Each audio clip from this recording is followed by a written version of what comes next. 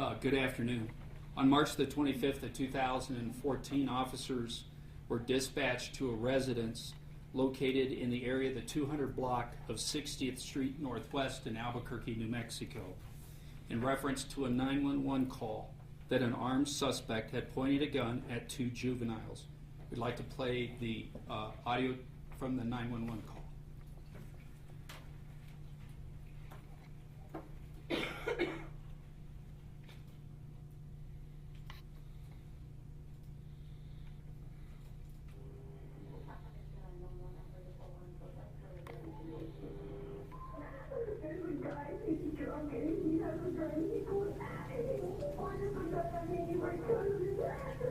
Okay, what is your address?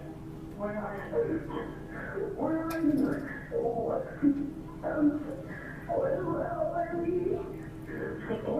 Figure out where you are. Avalon and 60th Street.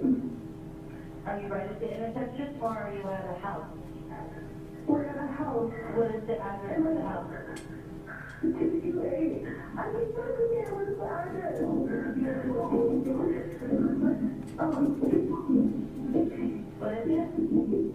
What is it? What is it?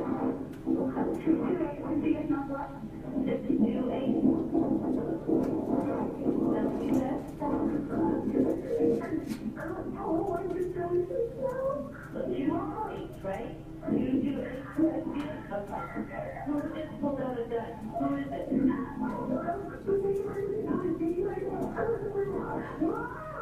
You said it's the neighbor that pulled out a gun?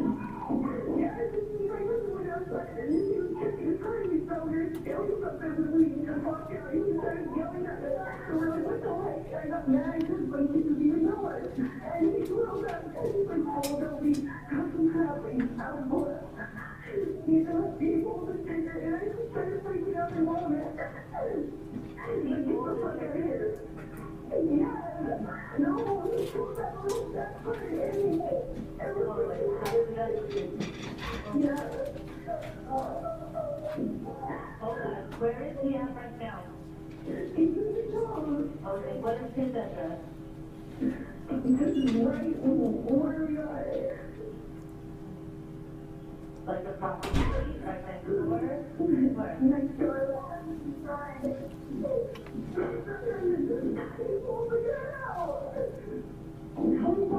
Hello?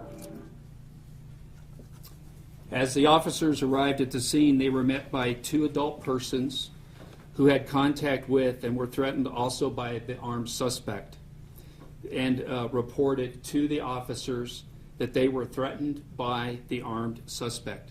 And we have the CAN video for to watch.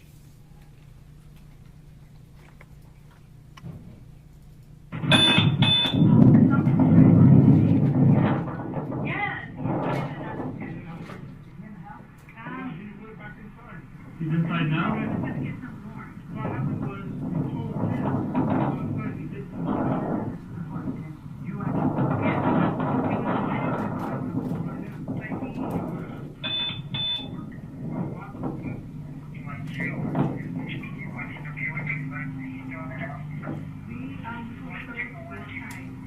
Okay. What's your first name?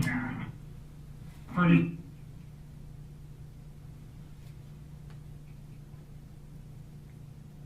What's your birthday? And you?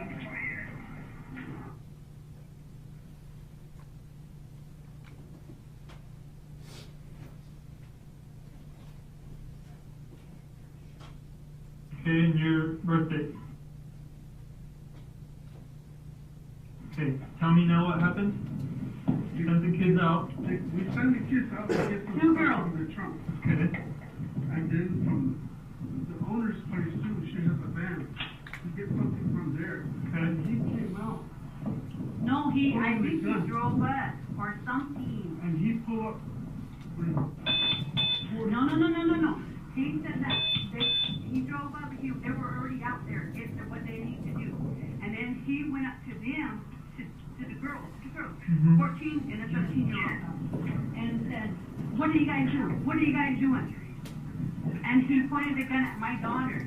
I got away. My son's in evidence. My son is 11 years old. And where are your kids now?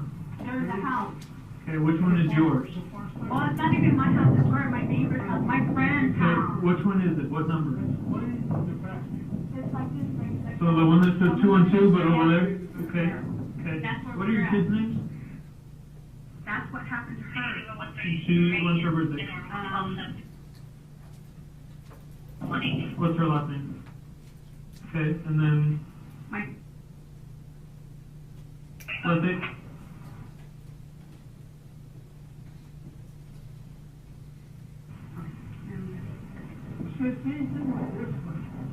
But the thing is that he says, he goes, don't tell nobody. To you two? No, to my daughter. Okay. So did you guys personally see the gun, No, or it was yeah, the he kid? did. So when did you see it? When we confronted him. So they went back to My the house. son Hold ran. on. Let me ask. Okay, hold on. I don't mean to cut you off, but I need to get it clear. The kids went back into the house. No. So when did you know about it? Did you guys just come out My son seen it. from the window? Or? From the, no, from Ran back in there, like, he's got a gun. That's what I just asked. Did the kids go back into the house? just my son. Okay. What My they son went was and still told out you? there. Okay. So then she ran and said, or he ran in, said there's a guy with a There's gun. someone, no, he said, there's someone saying this. And we all ran out. Okay. We're like, what's going on? He showed us the gun. We're like, hey, why are you? Showed it. You pointed at it. So he said, why are you sitting there saying this? Because we all were ready to arrest him, like, what are you messing with my daughter? What was his words to you? He goes, hey, back off, or I got something for you. And then he had it in his Ran after hand. him, And he had it in his hand. and he ran inside. He ran inside the house.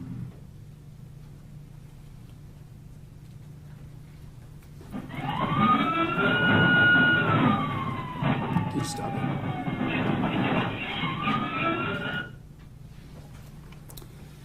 Officers obtained additional information concerning the suspect in his exact location. The officers on scene established a security perimeter, and the officers continued to make contact with the suspect. They made several attempts to call into the residence. We had several numbers that we were attempting to call. There were no response to any of the calls that the officers made. Therefore, the officers used PA announcements in an attempt to get the suspect to exit the apartment. The officers gave clear commands to the suspect to exit the apartment. The commands were repeated several times, over and over and over, and we'll watch that part right now.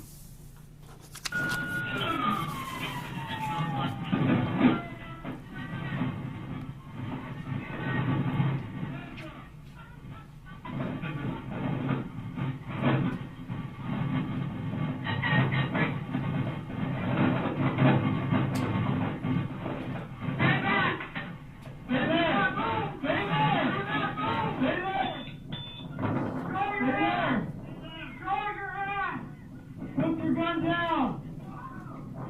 Put the gun down! Put the gun down, Alfred! Put the gun down, Alfred! Alfred, put the gun down! Alfred, put the gun down! Alfred! Alfred, put the gun down! Alfred! Put the gun down. Alfred, we don't want you to hurt yourself. Put the gun down. Put the gun down. Alfred, put the gun down, please. Alfred, remember?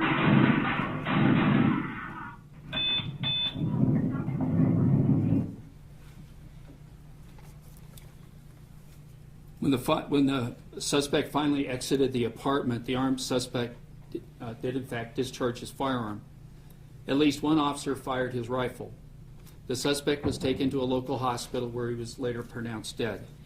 The suspect has been positively identified as Alfred Redwine. Mr. Redwine's last encounter with law enforcement was on March the 7th of 2014. He was arrested for a probation violation for charges stemming from a July 3rd, 2011 encounter in which he pled guilty to aggravated assault with a deadly weapon, unlawful carrying of a deadly weapon, and contributing to the delinquency of a minor. In addition, police have been called to multiple incidents of allegations of domestic abuse. We are not in a position to release the name of the officer at this time, but we do anticipate releasing his name tomorrow after he has been interviewed. He has been with the department for 5 years. 3 of those years as a patrolman first class. He has multiple commendations and has not been involved in an officer-involved shooting.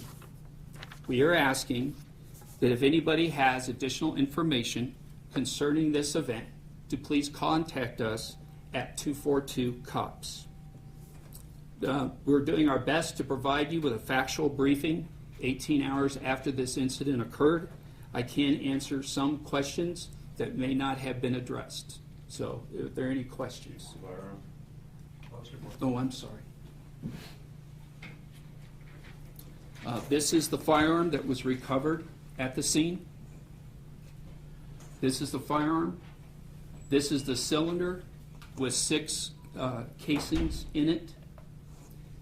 This is the barrel end of the firearm, and there are 3 empty cylinders and 3 full cylinders. Chief, how many shots did he fire? Do we know that yet? We do not know that yet. We are still conducting ballistics on the firearm, and we hope to have that information soon. And I know sometimes soon is not soon enough, but it does take a while to process the firearm, and that's one of the things that we'll continue to work on. Chief, will we see helmet video from some of the other officers that may have had a vantage point of exactly what Alfred was doing when he was shot?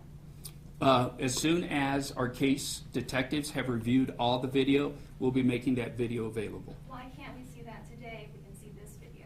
We don't have all the video processed yet. You said that Alfred Redwine discharged his weapon. Did he point and shoot at police? We're also hearing that maybe he pointed and shot at the ground. Since we don't see that in the video, can you address that? What I tried to do is provide you with a factual briefing. We still have witnesses that have not been interviewed. So what we want to do is provide enough information, but make sure that it's factual. We still have not interviewed all the witnesses in this case. So we know that he shot a gun, but you're not going to say if he shot at police? It's not that I'm not going to say it. When we know factually what happened, we will provide you with that information. And we've spoken to witnesses, and we saw the video taken on the cell phone, where it looks like he comes out and then he drops his arm, and at that point is when we hear the shots. What do you make of that video? I have seen that video. I believe that many people have seen that video. We've tried to look at that video and enhance that video, and we cannot draw any conclusions from the video that we've seen. How long would you say the police tried to get him out of the house and talk him out of doing something to harm? I don't have the exact time right now, but I believe it was about 40 minutes, if not a little bit more. Where in relation to the suspect was this firearm recovered? I do not have the answer to that question, but it was in the proximity of the suspect. When officers were on their way to this call, were they aware of Redwine's previous encounters with the law, with his record at all? When the officers were dispatched to the call that you heard at the very beginning, that was the call information that the officers had. But upon arriving to the scene, were they aware of his past? No. Any of his previous record? No. Was he on the phone with his sister at the time of the shooting? That I do not know. His sister has told us at the scene that she was talking to him, trying to get him to drop the weapons, and the lieutenant took the gun from her hand. Does that ring you bell at all in terms of your... We have not had the opportunity to interview his relatives, so I cannot answer that question. Some witnesses also told us that the 911 call, the person making that 911 call was making that up. I mean, do drunk and threatening teens? I think if you listen to the video, to the audio, it's pretty clear to us as listeners that something did happen. Again, we're still in the process, in the preliminary part of the investigation. It's also important to note that the information that was in the 911 call was also consistent with the party that met the officers as they first arrived. Have you heard anything from your officers about their interactions with the family, even if you haven't interviewed family members themselves? I have not heard anything from those officers directly. Chief, do we know how many times he was hit, he was shot, the suspect? We have absolutely no information from the Office of the Medical Examiner on that. And how many firearms, how many bullets did the officer shoot at? Do we know that? We don't have that exact number yet. Approximate number or count at all? I would not want to speculate this early. The two children, the girls, the 13 and 14-year-old girls, have they been interviewed? Has it been determined that they were approached by the suspect at any point? Have detectives talked to them? I cannot tell you factually yes or no that they have. I would think that they probably have, but I don't know for sure, 100%. When we were at the scene earlier today, Chief, we saw officers knock on the door, speak with Alfred's sister, and also take the neighbors who had made the call and put them in their car. Can you explain what that was all about? Sure, that's part of any ongoing investigation, whether it's an officer-involved shooting or any other type of crime, where we go into the neighborhoods and we do our absolute best to make contact with any possible witnesses. But you said you haven't interviewed the sister yet. That is correct. Okay. As far as yesterday, you told media that you would want your officers to hold their chins high and still keep doing a good job after the James Boyd shooting. Do you still stand by that? Yes, I do. Why? Because we have good men and women who work for the Albuquerque Police Department. It's a very difficult job, and they do a good job every day, and they need to be proud of the work that they do every day. And then just to make sure I understand, so when Alfred discharged his gun, you don't know where exactly it was shot, but do you know at what point, at what time he pulled the trigger? I do not have that information. Was that video, Chief, that we saw outside, was that the entire duration of the time that Alfred was outside of his apartment, or was there time before that he had stepped outside? There was no time before that spot where we started it, where we had any encounter with him on that tape. So that was it? That was it. Was he alone in the apartment? I can't comment about that yet. I don't know who asked the question, so I'm trying to find out who asked it. Okay, I'm sorry. We're still in the fact-finding part of this, and we know that there were some different reports that were out there, and we're still trying to verify all those reports. Chief Eden, yesterday evening, we certainly had a large rally right here outside of APD main headquarters. Given the timing of this, one, was that troubling to you, and also generally speaking, a response to that protest and that rally outside of APD headquarters yesterday? I am grateful every day that we live in a nation where we can exercise free speech. And those people that were here yesterday have their right to exercise free speech, and we honor that. Was the timing of this perhaps a little bit tricky in that sense, though, hours after that protest wrapped up? I don't think I can answer that question because I don't understand what you mean about what's the timing. Given that you had a mass protest in downtown Albuquerque hours before this shooting happened, was that in your mind unfortunate? Was that yeah, I don't have a better way of phrasing that, Chief. Appreciate it. Does it concern you, Chief, that is this shooting going to just cause more angst just because it was so closely followed by or followed that big protest? I mean, do you all fear that people are just going to get more angry in the community about these officer types of involved shootings because of how soon that the shooting came after that protest? We had no way to handle the timing between the protest and this officer-involved shooting. No influence. We were called to a call through a 911 call where we have two juveniles proclaiming that a person approached them and pointed a gun at them. We were dispatched to that call and we responded to that call. It's a mere coincidence, really, here is what don't know what to describe it as. Could non-lethal force have been used, or was it used in addition to? That's still part of the investigation. You heard the suspect shouting, "You took my son, you took my son," at officers. I mean, that was something that we heard from witnesses in addition to what I believe I heard on the video. Do you have any idea what that might have been coming from? In terms of I think we'll have some information for you tomorrow. I do not believe it was to this particular incident. There are some other reports where he had been in conflict with CYFD.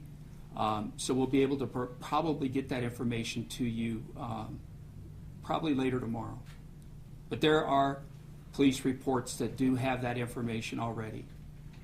And just quickly, is this the officer who's been with the force 5 years? Is he the only officer on leave at the moment? No. I'm sorry, how many? 4? It's 4. We have 4 officers on leave right now. Is that because 4 officers fired the weapon? No. Why 4 officers? It's part of our review process and listening to what the officers have to tell us. But Chief- only Chief, one, is this only a, one officer pulled the trigger? But only one officer shot at Alfred? Yes, that's correct. Chief, would you characterize this shooting as justified? I'm not going to answer that question. It's too early in the investigation, and what I wanted to do today was to provide you with a factual briefing 18 hours into the investigation, to provide you with the video that we do have that's available, the fact that the information that we received from the 911 call, which was also verified by the 2 people who approached our officers as they arrived at the scene, that there was in fact an armed suspect who had made threats to people. And Chief, you've been on the job now for a month, but during that tenure there's been 2 police fatal shootings that have both created a lot of uproar in the community. Do you think you're doing a good job? I think the men and women of the Albuquerque Police Department do a good job every day. I'm doing my best right now to evaluate the department from top to bottom, which includes myself, to make sure that we're always going to be doing the right thing, assessing everything from our training to how our officers are being deployed, and making sure that we have the right people in the right place. A lot of the protesters we talked to said that it wasn't just isolated incidents, but they feel that there's a culture of insensitivity, of use of excessive force. What do you make of those allegations? I don't want to make any comment about those allegations. As you're well aware, we do have an ongoing Department of Justice analysis and review of the department. I would like to spend some more time looking at the information that we have already provided to the Department of Justice and start looking at those things. And then just looking back at the history, there's been 23 fatal police shootings by the Albuquerque Police Department. That number is pretty surprising for a city this size. What's the reason behind it? I can't be specific. I haven't looked at all 23 of those, but that's one of the things I still have to do. Good. Good. Thank you. Thanks. Got it? Yeah.